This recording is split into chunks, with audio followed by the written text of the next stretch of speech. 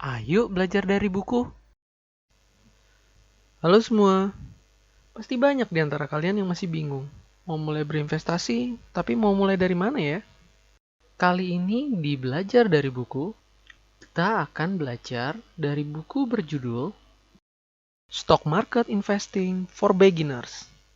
Belajar soal investasi di pasar modal bagi para pemula. Nah, apa ya kita harus berinvestasi? Setiap orang pastinya memiliki motivasi atau alasan yang berbeda-beda untuk memulai berinvestasi. Investasi bisa dibagi menjadi 3 kategori dasar, yaitu ingin berinvestasi untuk kesejahteraan, contohnya mendapatkan rumah yang lebih baik, beberapa mobil, tiap tahun dia bisa liburan. Nomor 2, investasi untuk mensupport keluarga. Contohnya, untuk mendapatkan tambahan sehari-hari, biar anak bisa sekolah di tempat yang lebih baik, bisa kursusin anak. Lalu untuk yang ketiga, itu investasi di hari tua. Biasanya lebih dikenal dengan nama pensiun dini. Jadi, untuk mendapatkan standarisasi dari investasi-investasi seperti itu, kapan kira-kira harus mulainya? Jawabannya adalah hari ini, bukan besok, bukan minggu depan. Karena dengan kita berinvestasi lebih cepat, maka hasilnya pun akan lebih cepat tercapai. Hindari memiliki pemikiran-pemikiran yang kurang tepat. Seperti, saya mau pendapatan hingga 20%, tapi saya nggak mau sesuatu yang beresiko. Keserakahan, salah pilih, dan keras kepala adalah rintangan terbesar dalam berinvestasi. Jika ingin menjadi investor yang sukses, ingatlah konsep ini. High risk, high return. Low risk, low return. Resiko yang besar pastilah memiliki timbal balik yang lebih besar.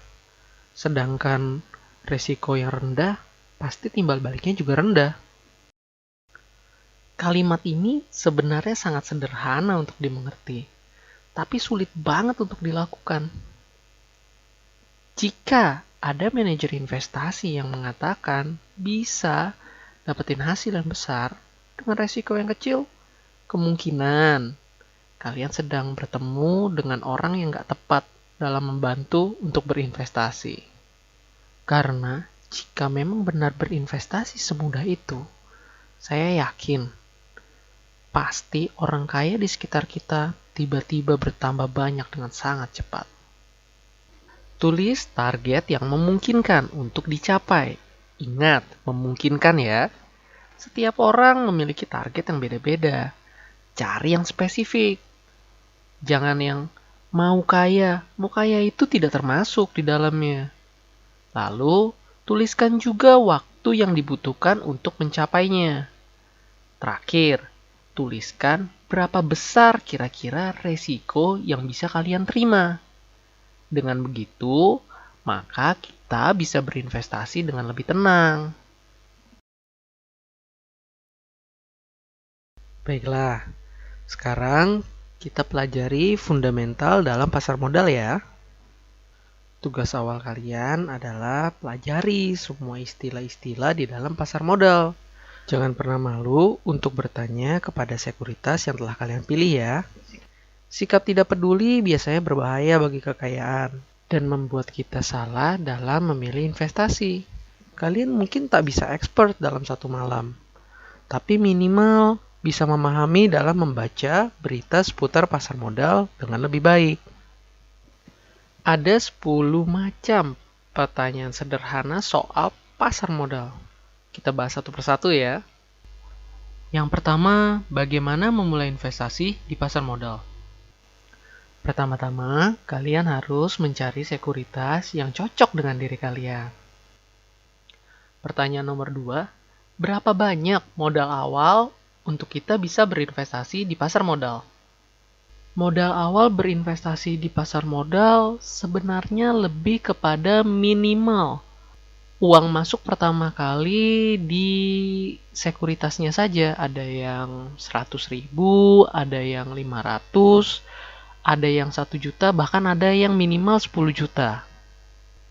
Pertanyaan nomor 3, berapa minimal pembelian sebuah saham? Saat ini, membeli saham di pasar modal sangatlah terjangkau. Minimal pembelian adalah 100 lembar saham sekali transaksi. Sedangkan saham reguler itu mulai dari Rp50. Artinya dengan uang Rp5.000, kita sudah bisa memulai berinvestasi. Pertanyaan keempat, lebih baik membeli obligasi atau saham ya? Sebenarnya tidak ada yang lebih baik atau lebih buruk, karena memiliki kelemahan dan kelebihan masing-masing.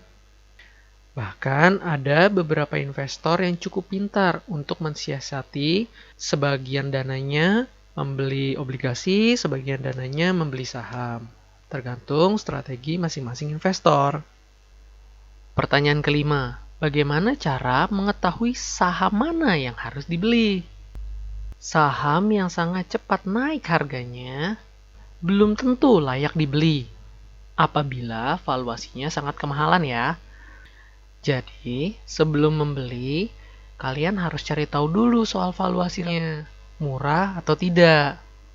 Akan tetapi, saham dengan valuasi yang murah juga belum tentu layak untuk dibeli jika perusahaannya tidak bisa menaikkan profit perusahaan. Jadi, cari perusahaan dengan profit bertumbuh dan memiliki valuasi yang masih murah. Pertanyaan keenam, kapan ya saat yang tepat untuk kita menjual saham? Yang pertama, jika kita membeli karena valuasinya murah, ya jualannya saat valuasinya sudah mahal. Lalu yang kedua, kalau kita membeli karena fundamental perusahaannya yang baik, maka jual saat fundamentalnya menurun. Contohnya, pengurus yang berikutnya tidak begitu layak. Atau yang kedua, kondisi profit tiba-tiba menurun. Yang terakhir, kita menjual saham kita jelas saat kita membutuhkan uang. Pertanyaan ketujuh, kalau tiba-tiba harga saham menurun drastis, tapi kita nggak bisa menemukan berita yang berhubungan dengan penurunan itu, bagaimana ya? Banyak hal yang bisa membuat ini terjadi. Karena pasar saham itu dipenuhi dengan perbedaan kebutuhan jual dan beli terhadap saham-saham tersebut. Atau bisa aja yang bermasalah itu adalah perusahaan lain yang sejenis. Jadi berdampak sentimennya terhadap perusahaan yang sahamnya kita beli. Kedelapan, bagaimana cara kita mengikuti perkembangan portofolio kita? Caranya sangat mudah, apalagi di era sekarang. Kita bisa mencarinya di Google, lalu ada juga aplikasi bernama RTI. Kita bisa mencari data-data perusahaan yang kita inginkan dari situ. Pertanyaan ke-9, apakah saya harus mengikuti surat kabar atau petunjuk dari sekuritas? Atau lebih baik memilih sendiri tanpa mendengarkan orang lain? Semuanya kembali lagi kepada diri sendiri dan tergantung dari waktu yang ingin diberikan di dunia pasar modal ini. Kalian bisa cari guru, cari saran, dan strategi dari orang lain, lalu terapkan untuk dipelajari hingga bisa membuat keputusan sendiri. Pertanyaan terakhir, kalau tiba-tiba pasar saham drop, belinya tuh yang baik kapan ya? Sekarang atau tunggu lebih dalam? Jangan pernah berpikir untuk mendapatkan harga saham di harga terbaik. Belilah karena percaya saham yang dibeli itu udah harganya murah dan akan mendapatkan reward pada waktunya nanti. Ingat, valuasi ya. Untuk penutup dari part 1, ini ada kata-kata bagus sekali. Analisa saham bukan langkah pasti. Tidak perlu bergelar PhD dalam matematika, statistik untuk menentukan saham mana yang terbaik. Menganalisa saham hanya membutuhkan pikiran fleksibel, keinginan untuk mempelajari ilmu-ilmu baru, dan sebuah kalkulator. Jangan lupa untuk mendengarkan yang part 2-nya ya. Pada part 2, akan belajar tentang 5 langkah memilih saham mana yang akan menjadi pemenang. Terima kasih telah mendengarkan. Belajar dari buku @analogi saham.